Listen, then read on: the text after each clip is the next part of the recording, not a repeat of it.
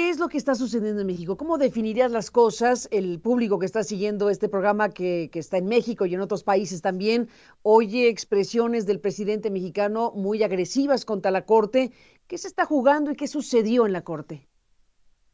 Mira, en realidad lo que estamos viendo es una expresión de frustración, pero que tiene una deriva autoritaria muy peligrosa. Estamos en este debate en la Corte porque el pueblo de México no le dio a Andrés Manuel López Obrador y a Morena el permiso de cambiar la Constitución. Para que eso suceda, tendría que tener los votos en la urna y en el Congreso para poderlo hacer. No los tiene. Y en lugar de acudir a la construcción de acuerdos, ha acudido a la peor ruta autoritaria para intentar hacer un fraude a la Constitución, modificar leyes menores y entonces cambiar las reglas del juego. En este caso, estamos hablando de las reglas electorales y del modelo de comunicación política. Infelizmente es una práctica reiterada.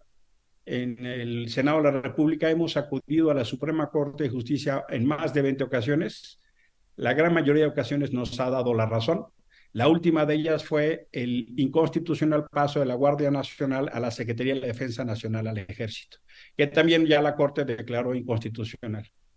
Esta discusión tiene que ver en cómo entendemos la democracia en México y el pacto social. Y por eso es tan importante acudirlo, porque no basta que López Obrador haya tenido 53%, sino que el pueblo de México a Morena en el 18 le dio 37%, con sus aliados 41%. Y a través de argumentos, trampas, mayorías legislativas, corrupción legislativa, del 18 al 21 en la Cámara de Diputados llegó al 67%. Fíjate la sobrerepresentación. En las urnas 37, en el Congreso 67. No así en el Senado. Pero la cosa cambia en el 21. En el 21, la oposición en su conjunto tuvo 23,5 millones de votos y Morena tuvo 21,2. Hace que ni siquiera en el Congreso ahora se actualiza aquello que han tenido más votos.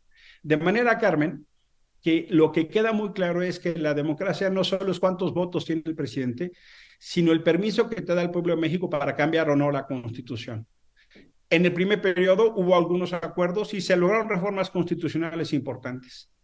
Pero en el segundo término del gobierno, lo que estamos viendo es una deriva autoritaria muy peligrosa, porque Andrés Manuel López Obrador y Morena han decidido esencialmente romper el pacto democrático, han intentado cambiar las reglas electorales, se los dijimos en diciembre del año pasado.